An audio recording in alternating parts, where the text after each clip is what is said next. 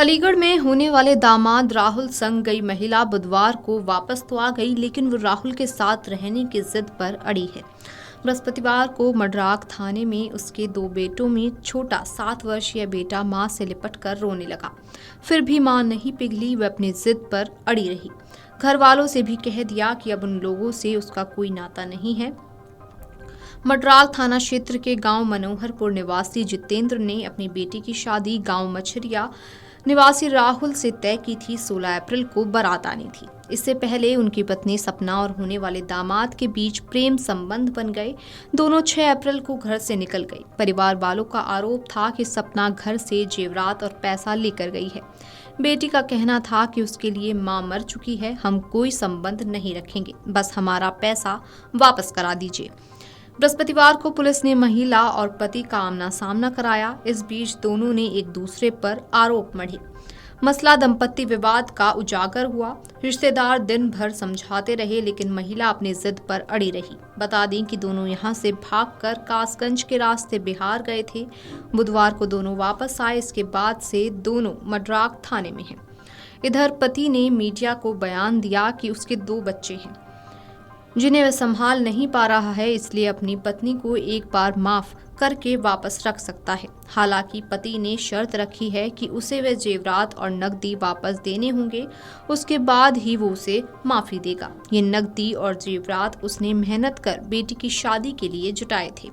युवक का परिवार पहले ही उसे बेदखल करने का फरमान सुना चुका है, इसलिए बृहस्पतिवार को युवक का परिवार थाने नहीं आया। युवक मडराक पुलिस की हिरासत में ही रहा।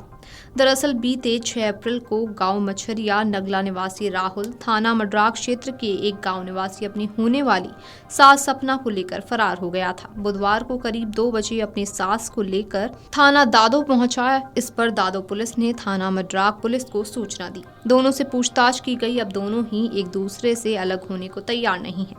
बुधवार को सपना ने अपने होने वाले दामाद के साथ दादो थाने में कहा कि वे दोनों अपनी मर्जी से गए थे, दोनों जीवन भर साथ ही रहेंगे।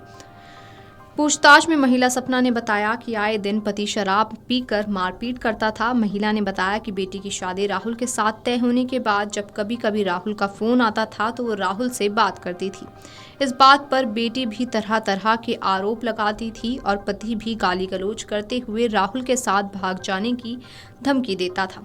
राहुल के पास से मात्र 70 रुपए पुलिस को मिले। उसके पास जितने पैसे थे वो खर्च हो गए। उसका कहना था कि हम दोनों लोग एक साथ रहेंगे, परिवार वाले घर में नहीं रखते तो कहीं भी रहकर अपनी जिंदगी काटेंगे। महिला सपना ने भी राहुल के साथ जीवन बिताने की बात कही। उधर युवक के पिता ने उसकी सास पर बेटे को ताबीज से वशीकरण करने की भी बात कही। युवक के पिता ने बताया कि जब बेटे की सास हमारे घर आई तो उसे 2 ताबीज बांधे थे, तभी से बेटे का व्यवहार बदल गया। युवक के पिता ने रविवार को मीडिया कर्मियों से बातचीत में बेटे की होने वाली सास पर उसे बरगलाने का आरोप लगाया। कहा कि जब बेटे की तबीयत खराब हुई तब उसकी सास आकर 5 दिन तक रही, तब वह बेटे के लिए 2 ताबीज लेकर आई थी। एक ताबीज गर्दन, दूसरा कमर में बांधा था। अब उसके गायब होने पर एहसास हुआ कि उस ताबीज से वशीकरण हुआ है, जिसका ये सब नतीजा निकला है। पिता ने ये तक कहा कि बेटे ने जो कुछ भी किया है उससे हमारे क्षेत्र और समाज में काफी इज्जत खराब हुई है, इसलिए हमने निर्णय लिया है कि बेटे को घर में नहीं रखेंगे, संपत्ति से भी बेदखल करेंगे। घर से बेटे भी कुछ जेवर और नकदी लेकर गया था। पुलिस से अनुरोध है कि वे वापस करा दे। Video desk amarujala.com। अगर आप ये वीडियो YouTube पर देख रहे हैं तो हमारे चैनल को सब्सक्राइब कर बेल आइकन दबाएं, और Facebook पर देख रहे हैं तो हमारे पेज को लाइक करें। 8 मिलियन प्लस सब्सक्राइबर, आपके इस भरोसे के लिए बहुत धन्यवाद।